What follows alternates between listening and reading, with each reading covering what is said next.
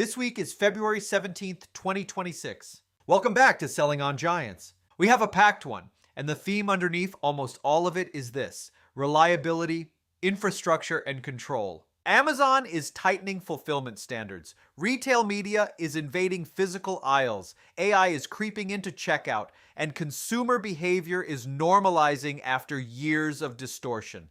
Let's start with fulfillment, because Amazon is quietly raising the bar again. Amazon has introduced a new visible metric inside account health called Business Hour Delivery Rate, or BHDR. This measures how often your self-fulfilled Amazon business orders are delivered on the first attempt and within the customer's business hours. It only applies to seller-fulfilled orders shipping to commercial addresses. It runs on a rolling 14-day window, and Amazon recommends staying at or above 90%.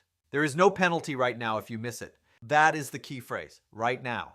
When Amazon surfaces a metric in account health, especially inside program eligibilities, it is not doing it for decoration. It is signaling operational importance. Business customers care about first attempt delivery during open hours. Closed offices mean failed delivery attempts. Failed attempts mean friction. Friction kills repeat purchase behavior. If you are running meaningful Amazon business volume through FBM, this is no longer a soft metric. It is visible, it is daily, it is tracked. Amazon is recommending UPS Ground, UPS Ground Saver, and FedEx Ground. They are nudging sellers toward shipping settings automation and buy shipping so carrier logic aligns with business hours. This is informational today. It will not stay that way forever. And that leads directly into the next tightening move. Amazon is changing how it enforces the 90% on-time delivery rate requirement starting February 28th, 2026. Previously, if your OTDR fell below 90%, Amazon deactivated all of your seller-fulfilled listings. Now, enforcement becomes more surgical. Only the listings contributing most to the OTDR drop may be deactivated. The rest of your catalog can remain active. If you are significantly below 90% or repeatedly miss the requirement, Amazon can still deactivate everything. So this is not relaxation, it is precision. And the protection rules are very clear. For standard shipping, you must enable shipping settings automation, enable automated handling time, and purchase OTDR protected labels through Buy Shipping or VICO to receive protection. For seller-fulfilled prime and premium shipping, automated handling time is not required, but you still must ship on time, enable SSA, and use protected Buy Shipping labels. Read that carefully. If you use Amazon's shipping stack, you get insulation. If you operate outside of it, you absorb full performance risk. This is the broader pattern we keep seeing. Use Amazon's infrastructure and receive protection. Operate independently and carry exposure. If you run FBM at scale, audit your templates, your carrier mix, and your label purchasing discipline immediately. Assume enforcement only gets tighter from here. Now zoom out. While Amazon is tightening operational screws on the seller side, it is also spending roughly $200 billion in capital expenditures. Yes, $200 billion. The stock just logged its longest losing streak since 2006 after a fourth quarter earnings miss and softer guidance. Markets are reacting to compressed margins and duration risk. Operators should see something else: infrastructure. When Amazon spends at this scale, it usually signals platform evolution. AI infrastructure, data centers, retail media depth, fulfillment expansion. Short-term margins compress. Medium-term control increases. For sellers, that likely means more AI inside search, more automation inside ads, and more performance pressure across the ecosystem. Retail demand has not collapsed. Advertising remains strong. FBA and Prime are intact. This is expansion under pressure, not retreat. When Amazon builds, the surface area for monetization expands later. And that infrastructure theme is not confined to digital. The end cap in physical retail is about to change forever. Retailers like CVS and Kroger are installing digital screens directly on end caps. What used to be static cardboard and negotiated shelf space is now programmable media inventory. CVS has deployed digital end caps in more than 600 stores. Kroger is rolling out similar screens across grocery and health and beauty aisles. These screens can run video, rotate creative, measure impressions, and swap campaigns without physical resets. That sounds a lot like sponsored display in a grocery aisle. The physical store is catching up to what Amazon perfected online. Top of search became monetized inventory. Now end caps are becoming measurable, optimizable ad units. If you sell into these retailers, treat in-store placement as media strategy, not only trade spend. Push for measurement, evaluate it like performance inventory. Every high traffic surface is becoming monetizable. That brings us back to scale. Amazon reported $716.9 billion in revenue for 2025.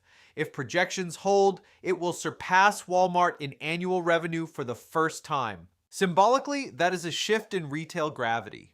But the real story is mixed. AWS grew 24% in the fourth quarter. Advertising grew 22%. Cloud and ads give Amazon structural margin flexibility that traditional retailers do not have at the same scale. Walmart is not standing still. Its e-commerce growth rate in certain segments is strong, and Walmart Connect is expanding. This is ecosystem versus ecosystem. For brands, do not anchor strategy to legacy perception of scale. Audit performance across both platforms. Compare contribution margin. Compare ad efficiency. The balance of power is shifting in real time, and discovery is shifting too. Shopify is staking a claim that it will power transactions inside AI platforms like ChatGPT. It is framing itself as the checkout and payments backbone for agent-driven commerce. Orders from AI-driven searches reportedly increased 15-fold over the past year. Amazon is embedding AI inside its own app with a new mobile generative AI shopping assistant. Google is building standards for an internet read more by machines than by humans. Microsoft is adding AI visibility reporting inside Bing so you can see how often your site appears in AI-generated answers. Do you see the pattern? Discovery is fragmenting. Checkout is consolidating. Whoever controls the transaction layer controls economics. If your product catalog is messy, incomplete, or built only for human scanning, AI agents will struggle to surface or transact your products accurately. Structured data is no longer a technical afterthought. It is competitive infrastructure. And while all of that AI and infrastructure investment is happening, consumer behavior is quietly normalizing. Fewer people are shopping online on a daily basis compared to previous years. This is not collapse. It is maturity. Pandemic-era daily frequency is fading. Consumers are consolidating purchases, being more selective, spacing out orders. If daily frequency softens, conversion rate and average order value matter more. Retention matters more. Efficiency matters more. Impulse-driven categories will feel this more acutely than replenishment or necessity products. This is the shift from expansion to optimization. One more external pressure point. Tariff uncertainty is starting to weigh on advertising budgets in certain categories, including platforms like Pinterest. When landed costs increase, brands protect contribution margin. Upper funnel budgets get cut first. Performance budgets get scrutinized harder. Advertising is downstream of margin. If sourcing tightens, media tightens. Operators who model sourcing, pricing, and media together under one financial view will navigate volatility better than those treating them as separate silos. So step back and look at the full picture. Amazon is tightening fulfillment standards. It is investing $200 billion in infrastructure. Retailers are monetizing physical shelf space. AI is embedding itself into discovery and checkout. Consumer frequency is normalizing. Macro trade policy is influencing ad budgets. This is not chaos. It is professionalization. The margin for operational error is narrowing. The surface area for monetization is expanding. The winners over the next few years will not be the loudest brands.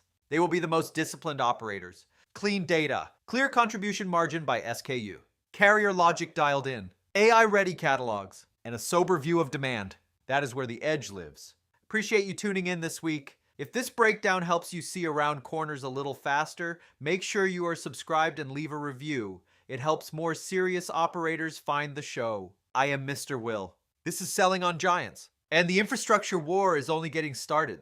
I will see you next week.